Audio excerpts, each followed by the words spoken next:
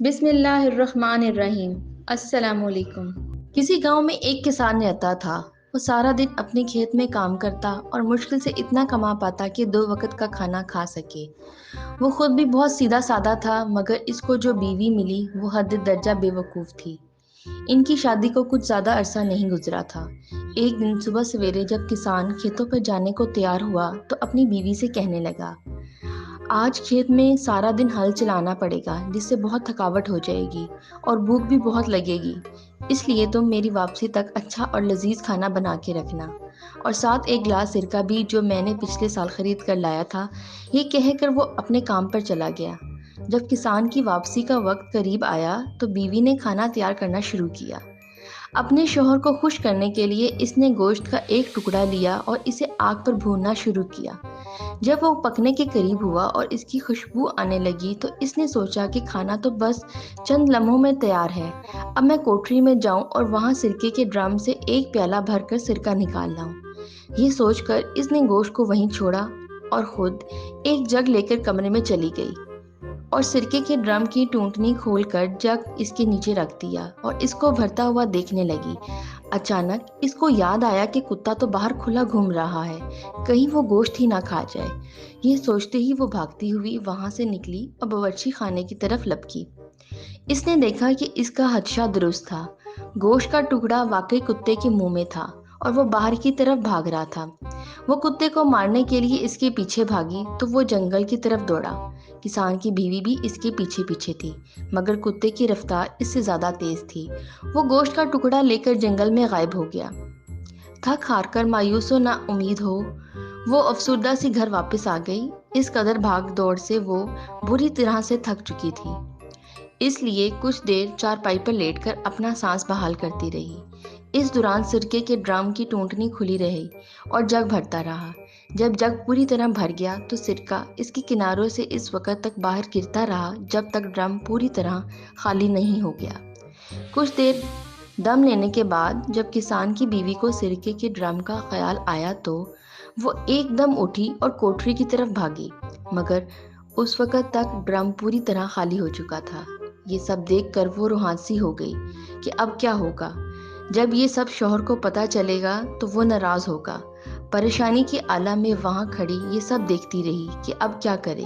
اچانک اس کی نظر آٹے کی ایک بہت بڑی بوری پر پڑی جو اس کا شوہر چند دن پہلے ہی چکی سے خرید کر لایا تھا۔ یہ بوری دیکھتے ہی اس کے سیدھے سادے ذہن میں ایک ترکیب آئی کہ اگر وہ یہ آٹا فرش پہ بکھیر دے تو وہ یہ سارا سرکہ جذب کر لے گا اور فرش اچھی طرح صاف ہو جائے گا۔ اس قدر شاندار ترکیب سوچنے پر اس نے دل ہی دل میں اپنے آپ کو شاباش دی اور بوری کھول کر آٹا فرش پہ بکھیرنے لگی۔ اس دوران بے دھیانی میں اس کا پاؤں سرکے سے بھرے اس جگ سے ٹکرایا جو ڈرم کے نیچے پڑا تھا۔ جگ بھی الٹ گیا تو اس کے اندر کا سارا سرکہ بھی بہہ گیا۔ وہ مزید پریشان ہو گئی اور اس نے باقی کا سارا آٹا بھی فرش پہ بکھیر دیا اور سوچنے لگی کہ اب یہ سب ٹھیک ہو جائے گا۔ کسان گھر لوٹا تو اسے شدید بھوک لگ رہی تھی۔ اس نے آتے ہی پوچھا، آج کھانے میں کیا پکا ہے؟ بیوی منہ بسور کے بتانے لگی، میں نے آگ پہ تمہارے لیے مزیدار گوشت بھونا تھا، مگر کتا لے کر بھاگ گیا۔ جب میں اس کو مارنے بھاگی تو سارا سرکہ بہہ گیا۔ اب میں نے آٹے کی مدد سے کمرے کا سارا فرش صاف کر دیا ہے اور اب وہ کمرہ بہت صاف ستھرا نظر آ رہا ہے۔ تمہیں پریشان ہونے کی ضرورت نہیں۔ اس کی بات سن کر کسان نے اپنا سر پیٹ لیا اور پریشان ہو کر کہنے لگا، او بے وقوف عورت، تم نے یہ سب کیا کر دیا؟ تم نے گوشت کو چولہے پر کیوں چھوڑ دیا تھا اور پھر سرکے کے ڈرم کی ٹونٹنی کیوں کھلی چھوڑ دی؟ چلو وہ تو ہوا، تم نے تو سارے آٹے کا بھی ستیہ ناش کر دیا۔ اس کی بات سن کر بیوی بھی تیز لہجے میں بولی، اب میں کیا کروں؟ یہ سب کچھ تو تمہیں پہلے بتانا چاہیے تھا کہ کیا غلط ہے اور کیا صحیح۔ کسان جانتا تھا کہ اس کی بیوی کم عقل ہے، لہٰذا اس کے ساتھ جھگڑا نامناسب ہے۔ اس نے سوچا کہ مجھے خود ہی اس کا خیال رکھنا ہوگا۔ یہ سوچ کر وہ چپ ہو رہا۔ اس دن انہوں نے آلو ابال کر کھائے اور پیٹ بھرا۔ کچھ دن ایسے ہی گزر گئے اور کوئی خاص واقعہ پیش نہ آیا۔ کسان بھی اب خاصا محتاط ہو گیا تھا اور باہر جانے سے پہلے سب کچھ اپنی بیوی کو سمجھا کر ہدایت کر جاتا۔ ایک دن کسان نے اپنے کھیت کے ایک طرف اگا ہوا پرانا درخت کاٹا تو جڑ میں سے اسے سونے کے کچھ سکے ملے۔ وہ خوش تھا کہ اب ضرورت کے وقت ان کو استعمال کر لے گا اور کوئی پریشانی نہیں ہوگی۔ اس نے سوچا کہ سونے کے ان سکوں کو کسی جگہ چھپا کر رکھ دے، مگر اس کو اپنی بیوی کی طرف سے بھی خطرہ تھا کہ کہیں وہ ان کا راز نہ کھول دے۔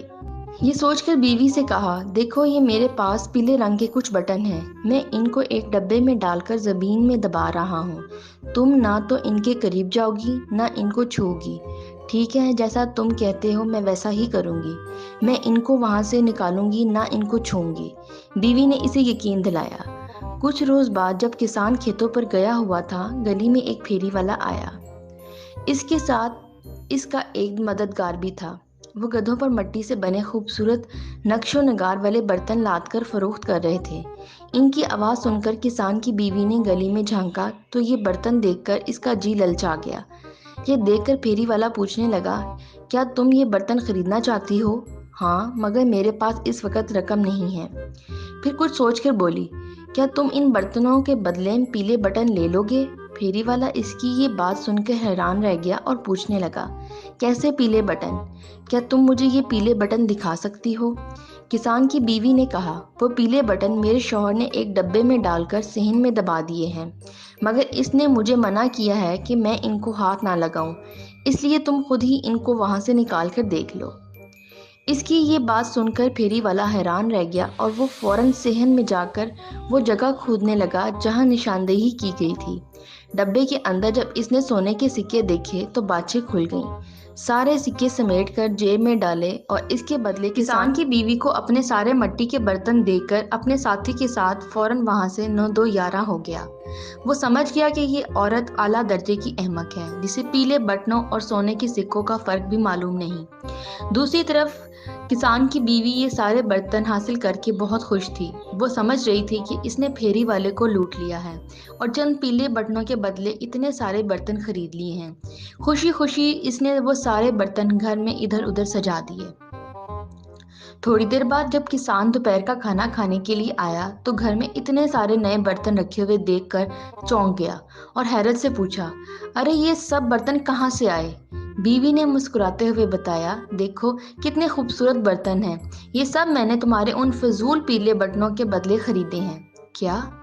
کسان پریشان ہو کر چلا اٹھا، جب میں نے تمہیں منع کیا تھا انہیں ہاتھ نہیں لگانا تو پھر تم نے انہیں وہاں سے کیوں نکالا جہاں میں نے انہیں دبایا تھا؟ میں نے انہیں وہاں سے نہیں نکالا، میں نے تمہاری پوری بات مانی۔ تم نے مجھے ان کو چھونے سے منع کیا تھا، اس لیے میں نے انہیں ہاتھ بھی نہیں لگایا، صرف جگہ بتائی تو پھیری والے نے خود ہی کھود کر نکال لیے۔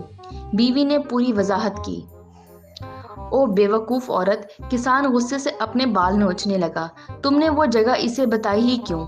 تم نے مجھے اس بات سے تو منع ہی کیا ہی نہیں تھا۔ بیوی معصوم سا منہ بنا کر بولی، احمق عورت! کسان اپنا سر پٹنے اور دیواروں سے ٹکرانے لگا، ارے بے وقوف، وہ سارے پیلے بٹن سونے کے سکے تھے، تم نے کیا کر دیا؟ یہ تو تمہیں پہلے بتانا چاہیے تھا نا۔ اب یہ تمہاری غلطی ہے، وہ منہ بنا کر بولی۔ کسان کچھ دیر غصے میں چلاتا رہا اور اس دوران میں بیوی کھڑی منہ بسوڑتی رہی۔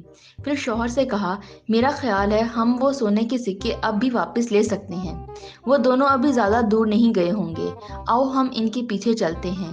بیوی کی بات سن کر کسان بھی کچھ سوچنے لگا، پھر بولا، ہاں ہم کوشش تو کر ہی سکتے ہیں، مگر اپنے ساتھ کچھ لڈو ضرور لے لینا تاکہ اگر راستے میں بھوک لگے تو ہم وہ کھا لیں۔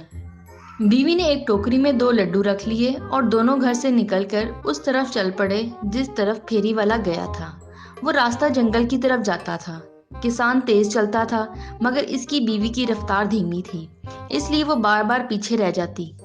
کسان اسے تیز چلنے کا اشارہ کرتا مگر اس نے سوچا اگر پیچھے رہ بھی جاؤں تو کوئی مسئلہ نہیں، اس لیے کہ جب ہم گھر واپس جانے کے لیے مڑیں گے تو مجھے شوہر کی نسبت کم فاصلہ طے کرنا پڑے گا۔ اس طرح چلتے چلتے بیوی شوہر سے کافی پیچھے رہ گئی۔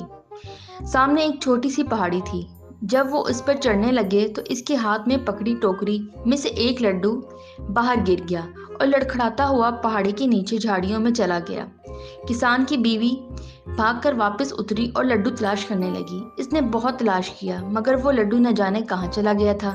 بہت کوشش کی مگر لڈو نہ ملا تو اس کے ذہن میں ایک ترکیب آئی۔ وہ بھاگ کر دوبارہ پہاڑی پر چڑھی اور اس جگہ پہنچی جہاں سے وہ لڈو گرا تھا۔ वहां पहुंचकर इसने दूसरा लड्डू भी निकाला और इसे नीचे छींकती हुई बोली, अब ये लड्डू भी वहीं जाएगा जहां पहला गया था। मैं इसके पीछे पीछे जाऊंगी और इसके साथ मुझे पहला लड्डू भी मिल जाएगा।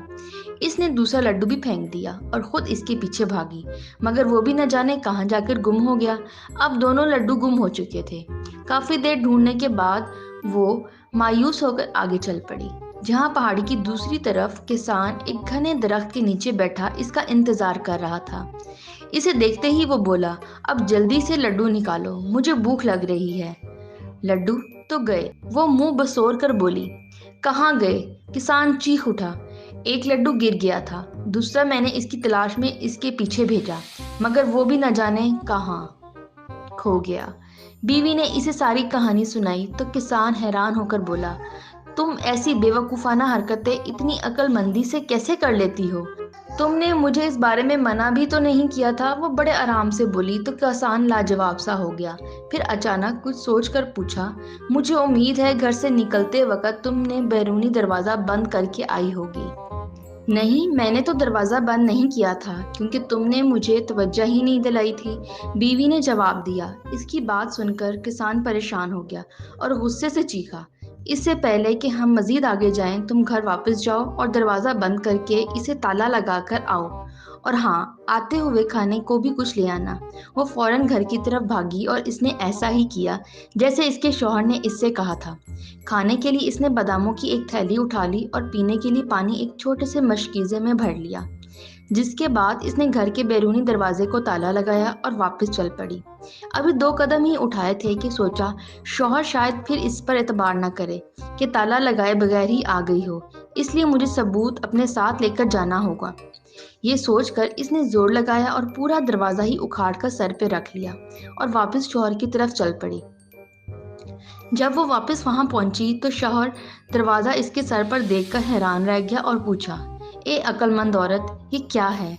बीवी चहक कर बोली, तुम मुझे बेवकूफ़ समझते हो ना, मगर देखो मैं कितनी अक्लमंद हूँ। मुझे इल्म था कि तुम मेरी बात का यकीन नहीं करोगे, इसलिए मैं पूरा दरवाज़ा ही साथ ले आई हूँ। अब खुद देख लो मैंने इसमें ताला लगाया है या नहीं।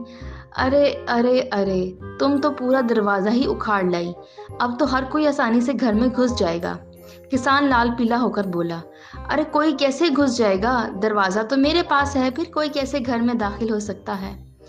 बीवी आंखें घुमाकर बोली तो शौहर ने मजीद बहस से जान छुड़ाना ही मुनासिब ख्याल किया और कहा, वाकई तुम अहमक नहीं बल्कि बहुत अक्लमंद हो।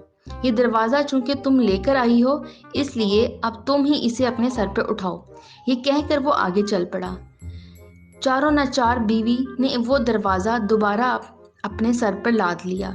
बादामों वाली थैली और पानी मशकीज़ा भी इसने दरवाजे के साथ बांध रखा था, जिसकी वजह से वजन बहुत ज़्यादा हो गया था। चलते चलते वो दोनों जंगल में दाखिल हो गए। चोर तो अभी तक मिले नहीं थे और रात का अंधेरा भी छाने लगा था।